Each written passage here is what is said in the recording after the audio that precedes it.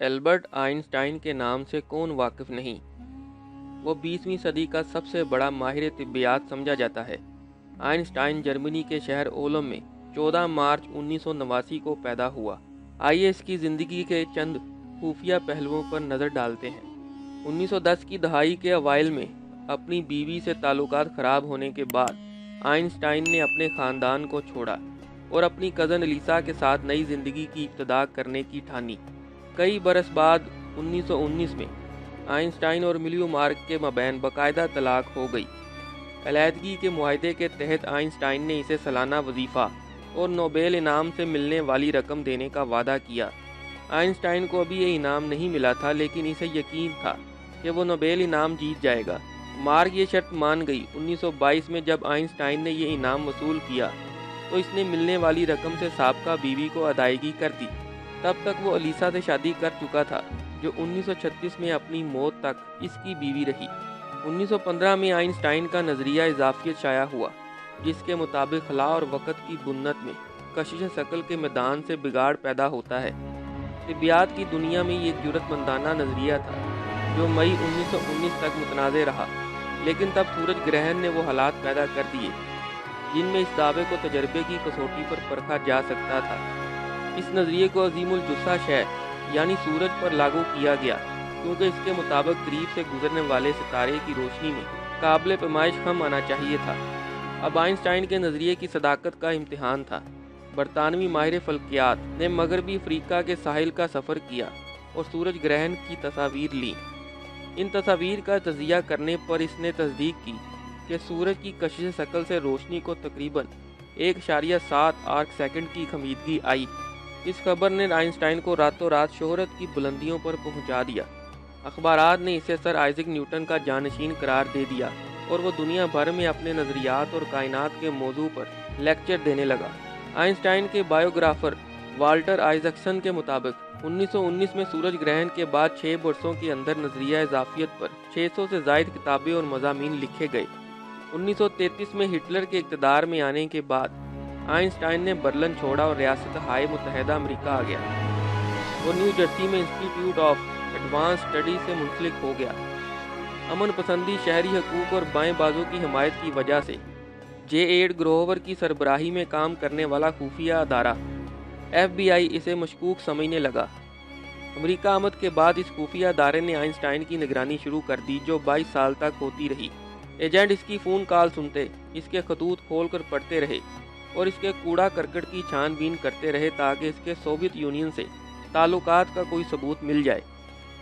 इन्हें यह भी शुबा था कि आइंस्टाइन जान से मारने वाली शुआएं बना रहा है। खुफिया अदारे की सारी निगरानी बेकार गई। ताहम 1955 में आइंस्टाइन की मौत के वक़्त तक अदारा निगरानी की मालूमात पर मुश्तमिल 18 सफ़हात लिख चुका था। दौरान तलीम आइंस्टाइन की जहानत दूसरों पर अयां हो गई थी, लेकिन इसकी बागियाना शख्सियत और क्लासेस को छोड़ने की आदत की वजह से 1900 में ग्रेजुएशन करने के बाद कोई इसे बतौर उस्ताद मुलाजमत देने पर राज़ी नहीं था। एक नौजवान माहिर तिब्बियात की हैसियत से आइंस्टाइन 2 बरस तक बतौर उस्ताद मुलाजमत तलाश करता रहा। इसके बाद इसने एक और मुलाजमत कर ली। इस मामूली मुलाजमत का फ़ायदा ये हुआ कि वो चंद घंटों में काम निपटा कर बाकी वक़्त लिखने और तहकीक करने में गुजार सकता था। 1905 में इस छोटे से मुलाजिम ने 4 इनकलाबी मज़ामीन लिखे, जिनमें मरूफ मसावात और नज़रिया खसूसी इजाफियत दोनों मुतारफ़ कराए गए। इन दरियाफ्तों से आइंस्टाइन तिब्बियात की दुनिया में मशहूर हो गया, लेकिन इसे मुकम्मल प्रोफेसरशिप 1909 में मिली। क्या रहे कि खसूसी इजाफियत पर अपनी तहरीर इसने 30 जून 1905 को इशाअत के लिए भेजी थी। 1930 की दहाई के अवाखिर में आइंस्टाइन को खबर मिली कि जर्मन साइंसदान एटम बम बनाने की राह पर चल पड़े हैं। नाजियों के हाथों में इतने तबाहकुन हथियार आने के खतरे के पेश नज़र इसने अपनी अमन पसंदी को एक जानिब रखा और हंगरी के माहिर तिब्बियात के साथ मिलकर अमरीकी सदर को एटमी तहकीक पर माइल करने के लिए खत लिखा। इस मकसद के लिए बनाए गए मंसूबे मैनहाटन में अगरचे आइंस्टाइन ने बराह रास्त हिस्सा नहीं लिया, लेकिन हिरोशिमा और नागासाकी पर एटमी हमलों के बाद इसे इन हथियारों की पैदावार में अपने मामूली किरदार पर भी अफसोस हुआ। आइंस्टाइन ने एक जरीदे को इंटरव्यू देते हुए कहा कि अगर मुझे मालूम होता कि जर्मन एटम बम बनाने में कामयाब नहीं होंगे तो मैं कभी इसकी तायीद ना करता। वह एटमी हथियारों के खात्मे का वकील बन गया। अपनी मौत से कुछ ही अर्सा कबल इसने फलसफी बर्ट्रैंड रसल के साथ रसल आइंस्टाइन मैनिफेस्टो पर दस्तखत किए। ये एक खुला खत था जिसमें एटमी जंग के खतरात के बारे में आगाह किया गया था और हुकूमतों पर जोर दिया गया था कि वह अपने तनाज़ात पुरअमन तौर पर तय करें। आइंस्टाइन अगरचे रवायती मजहबी इंसान नहीं था, लेकिन इसका आबाई मजहब यहूदियत था। वो यहूदियों के खिलाफ तआस्सुब के खिलाफ तो बात करता था, लेकिन सहूनियत नवाज नहीं था। 1952 में हाइम ज़ुमान के मरने पर इसराइली हुकूमत ने इसे सदर बनने की पेशकश की थी। इस वक्त आइंस्टाइन की उम्र 73 बरस थी और इसने इस पेशकश को मुस्तरद करने में देर नहीं की। इसने इसराइली सफ़ीर को एक खत लिखा जिसमें कहा कि मैंने अपनी सारी ज़िंदगी मारूज़ी मवाद की तहकीक में गुजारी है, इसलिए इसे दुरुस्त अंदाज में लोगों के अमूर नापने और सरकारी अफ़आल अंजाम देने का तजर्बा नहीं। आइंस्टाइन ने अप्रैल 1955 को वफ़ात पाई।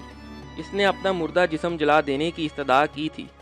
अलबत्ता लाश का तिब्बी मुआयना करने वाले माहिर इमराज थॉमसन हार्वे ने आइंस्टाइन का दिमाग निकाल कर चुरा लिया। वह इस फतीन इंसान के दिमागी राज जानना चाहता था। इसके बाद इसने आइंस्टाइन के बेटे की नीम रजामंदी से आइंस्टाइन के दिमाग को टुकड़ों में काट दिया और मुख्तलिफ साइंसदानों को तहकीक के लिए भेज दिया। 1980 की दहाई के बाद आइंस्टाइन के दिमाग पर बहुत सी तहकीकात हुई, लेकिन बेशतर को मुस्तरद कर दिया गया या नाकाबिले एतबार समझा गया।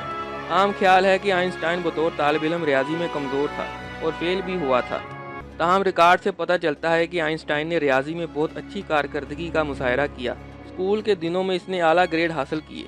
15 बरस की उम्र में लाजमी फ़ौजी खिदमात से बचने के लिए इसने जर्मनी छोड़ा, लेकिन तब तक इसका शुमार क्लास के काबिल तलबा में होता था। इसे रियाजी और साइंस के पेचीदा तसव्वुरात को समझने में मुश्किल नहीं होती थी। जब एक खबर में दावा किया गया कि वो रियाजी के मजमून में फ़ेल हो गया था, तो आइंस्टाइन ने इसकी तरदीद भी की थी।